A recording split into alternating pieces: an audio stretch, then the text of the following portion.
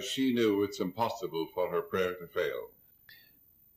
I know the sun will rise in the morning, the stars will come to the sky, that it's impossible for my prayer to fail. Your prayer is always answered.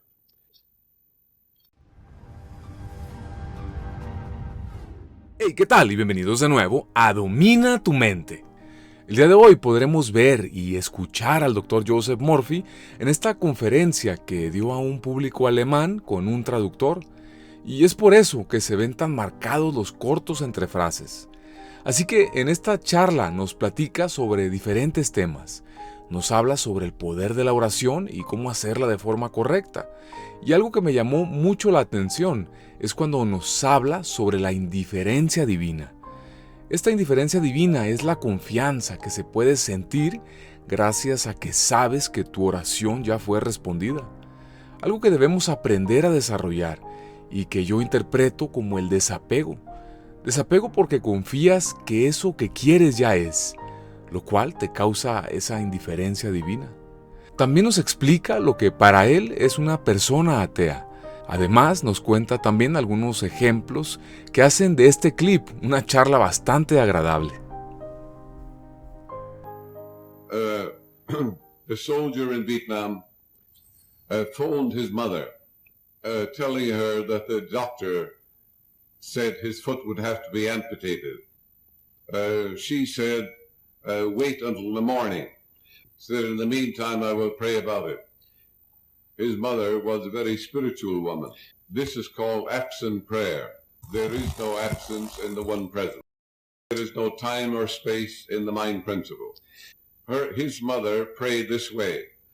She said, my son in Saigon is known in divine mind.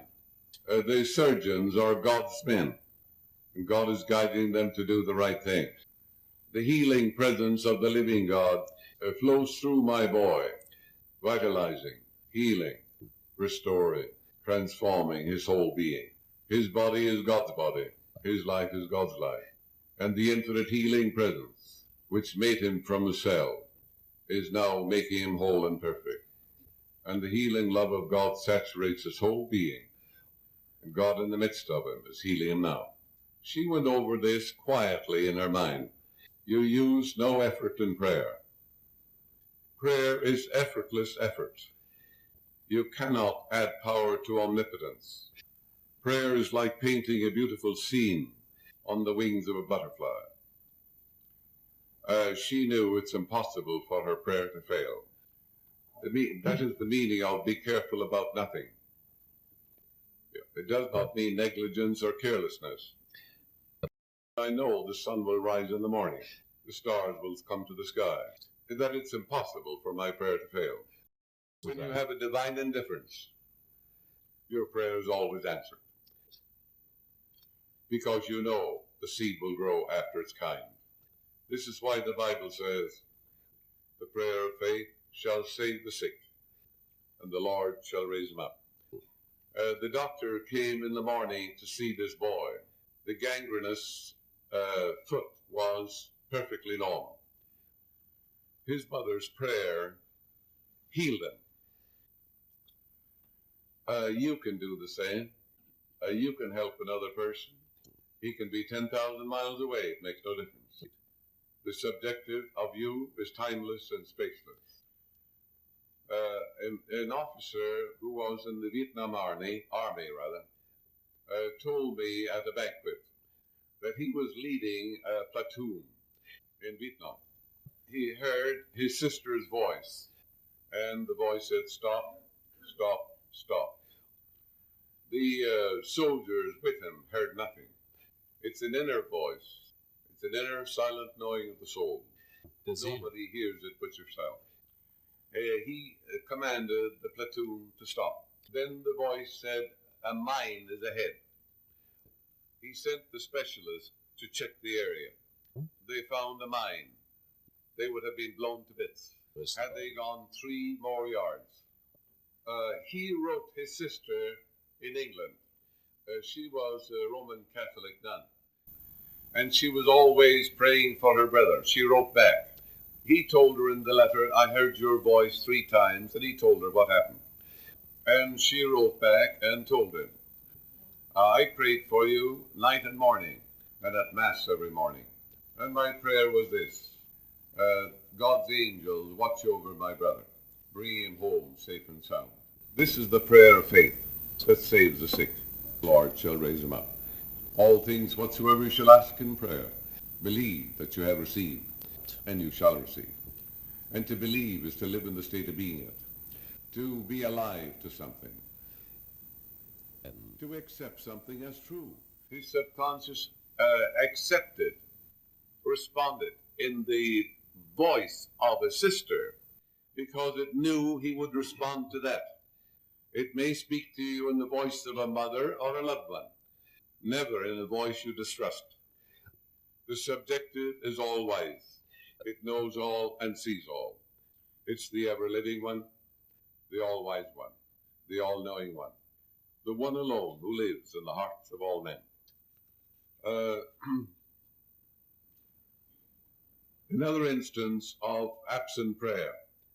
A colonel in the United States Army told me that he was on a Jeep reconnaissance trip.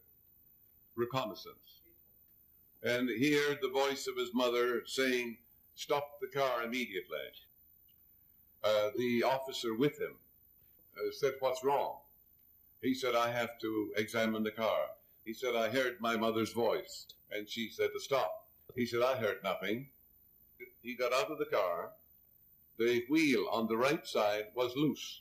Had they gone 10 feet more, they would have catapulted over a precipice and have been mangled to death. His mother was praying for him. She was always saying, he's surrounded by the sacred circle of God's eternal love. The subconscious mind projects a voice that you will listen to. This is how you can protect another person at time of war or danger or in travel. The other person does not have to believe. The other person could be an atheist. There are atheists, for example, who go to Lourdes and to other shrines throughout the world. And you might be amazed to know they have miraculous healings. They tell you point blank they don't believe a word of what the priest or the minister or the rabbi says. They have no religious beliefs of any kind. In other words, they don't recognize a supreme intelligence. In reality, there is no such thing as an atheist, because he's always using what he's denying. He's always using his mind.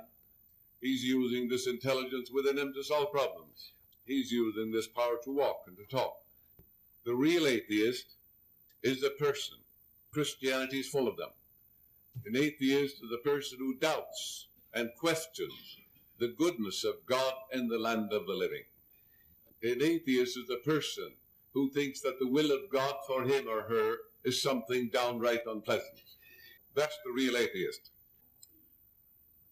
Now you might say, how is it and why are these people who go to these shrines and religious meetings have a healing?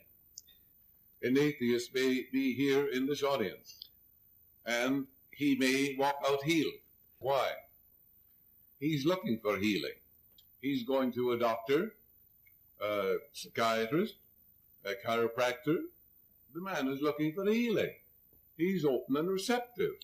And therefore, the healing atmosphere of a group of people dedicated and consecrated to God permeates the subconscious mind of that man, brings about a complete molecular change of the subconscious mind, and the toxic effluvia of his subconscious mind, toxic poisons, are neutralized by the grace and the love of God of the people present, because our minds mingle like atmospheres.